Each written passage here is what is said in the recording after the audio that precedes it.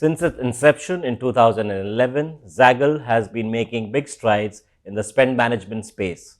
I have been joined by Avinash Godkhindi, MD and CEO at Zaggle. Welcome, Avinash, to this conversation. Thank you so much, Ashwini. Right, since 2011, 2023, you were listed on the exchange last month. Yes. How has been the journey so far? I think it's the journey that is akin to a child growing up to teenage years, right? That's how I describe it. It's a lot of work. It's a lot of heartburn. It's a lot of frustrations. But in the end of it, you won't replace it for anything. Absolutely. It's all worth it when you see actually your child grow up and do well. You feel the satisfaction of that. So for us, that's how it feels. And a lot of employees have put in a tremendous amount of effort, years of work in building this company. And of course, our founder and chairman Raj, who has been at the forefront in terms of leading the organization in terms of its vision, strategy, etc. And I have been the CEO of the company since 2012. So we've run the company together along with the other senior leadership. Absolutely. One interesting point that you made, so you've nourished it as a child, and listing on the exchanges is start of a new journey, I believe. Right. What next, and where do you see headed for the next maybe couple of years down the line? So basically, listing on the exchange was in some ways a validation of what we'd been building all these years, right? The market is the ultimate judge of what you've built. Is there value? Is there less value, more value? And we were very humbled and very happy that our listing was successful. And the coming years is just to be head down, focus on building value for our shareholders, for our other stakeholders, growing the business, growing it profitably. We are, as you would be aware, we are one of the very few profitable SaaS FinTech companies at scale. And that's something which is key to, I believe, being able to bring value to our shareholders and our market participants. So that's where it is. And we see tremendous opportunity. Ashwini, spend management is a space where, there are two brilliant tailwinds that help our business, right? One is your entire boom in the fintech space. In India, or Bharat being the undisputed leader today, I can say that with confidence in the world in the space of fintech. And the other, of course, is the whole wave of digitization and compliance. As India is growing, we are becoming more and more cognizant of wanting to be compliant.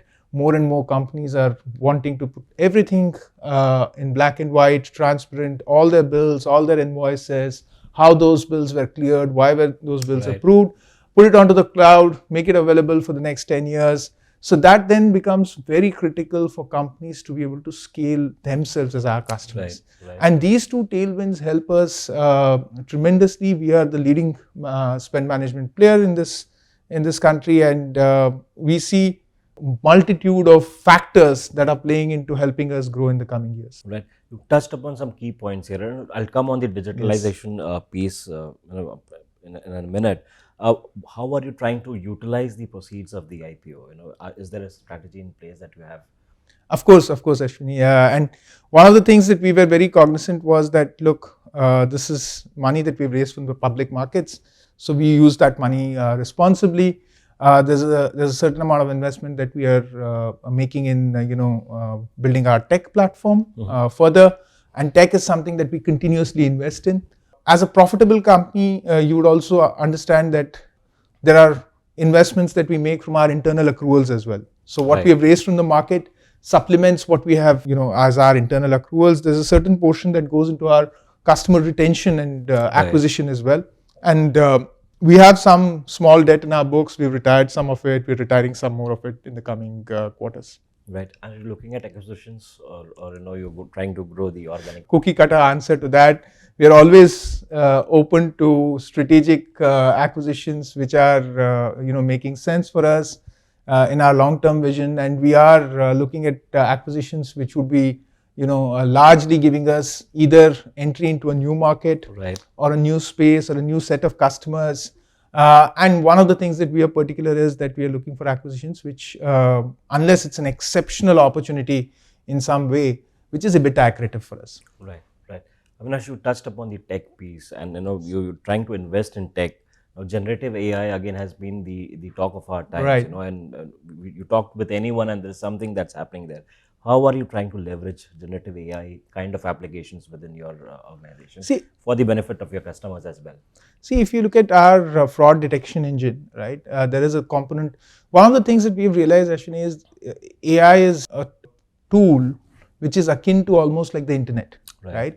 And in my view, in the coming decades, people will stop talking about the AI, right, that they are using, because it will be ubiquitous. Everybody would be doing it, and it would be something which, it wouldn't make sense to say, like, if you are hiring a new employee today, nobody says, hey, in my office I have high-speed internet, right? It's sort of like it's given. Obvious. So we are leveraging it already. We were leveraging it couple of years ago. We had started to use it a little more than that, in being able to detect frauds in bills, in being able to bring more clarity in terms of how predictability in terms of where people are going to spend, how are they going to spend, who should be offer some coupons, deals, etc. to our users to drive spends.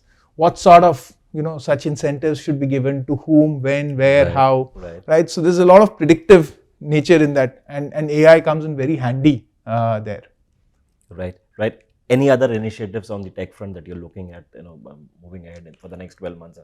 See, tech is at the core of what we do as a SaaS FinTech company, and there's a lot of work that we're doing. So we recently signed up a contract which we announced with Bank of Baroda, where our spend analytics platform, which we've built for banks like Bank of Baroda and others, is going to be coupled with their corporate credit card solution. So if you look at a vanilla corporate credit card solution today, corporates are looking for a much deeper set of insights versus what a simple credit card offering can give you.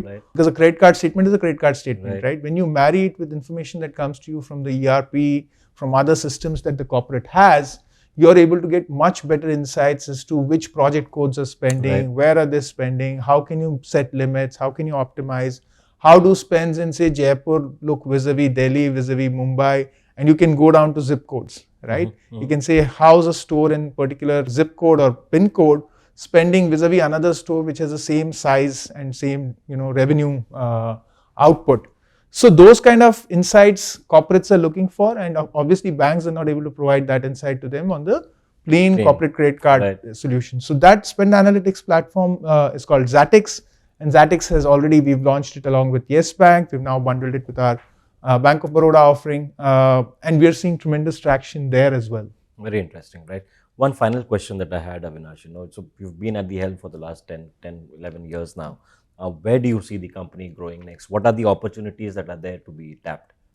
Ashwini, the spend management space itself is so large. Every company has spends, and every company is looking to optimally spend, right? And we see tremendous opportunity, not just domestically, but internationally as well. Because if you look at companies in the spend management space globally, a lot of these companies like Brex, Ramp, Pleo, etc. are multi-billion-dollar companies. And yet they are not able to scratch the surface also of the total opportunity size that exists in a lot of the global markets.